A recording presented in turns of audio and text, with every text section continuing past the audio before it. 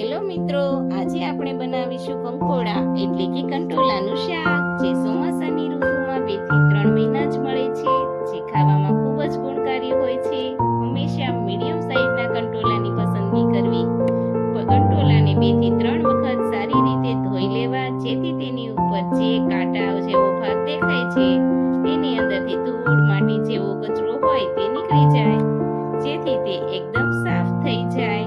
ત્યારબાદ તેના આગળ અને પાછળના ભાગનો કાઢી નાખવો અને તેને 2 ભાગમાં ડિવાઈડ કરી લેવું. આવી રીતે ઊભી ચીપ કરી લેવી. કંટોલા ખાવામાં ખૂબ જ ફાયદાકારક છે. આ ડાયાબિટીસના દર્દી માટે, આપણી આંખો માટે તેમજ વજન ઉતારવા માટે પણ ઉપયોગી છે. બધા કંટોલાને આવી રીતે સંભાળી લેવા. જો કોઈ કંટોલાની અંદર કડક બીજ હોય તો તેને ચાકુની મદદથી કાઢી લેવા.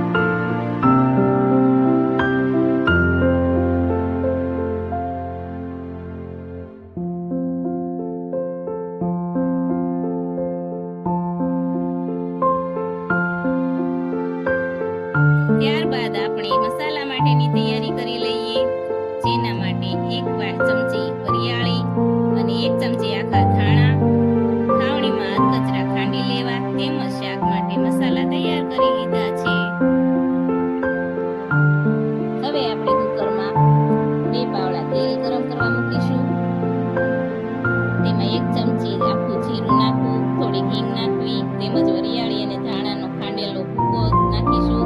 ત્યારબાદ કંટોલાની ચિપ્સ નાખીને હલાવી લેશું. આ શાકમાં પાણીનો બિલકુલ ઉપયોગ કરવાનો નથી. હવે તેમાં 1 ચમચી ખાંડેલું લસણ નાખીને હલાવી લેશું.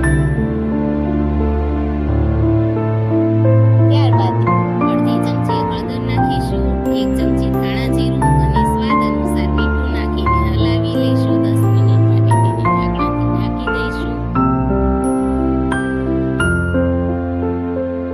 10 મિનિટ બાદ આપણે તેમાં લાલ મરચું પાવડર અને લસણની પેસ્ટ નાખીને હલાવી લેશું. ત્યારબાદ તેમાં અડધી ચમચી ખાંડ નાખીને હલાવી લઈને 2 મિનિટ માટે ઢાંકી દઈશું. તો તૈયાર છે આપણું કંટોલાનું શાક. ત્યારબાદ તેને કોથમીર નાખીને સ્પ્રિંકલ કરી લઈશું.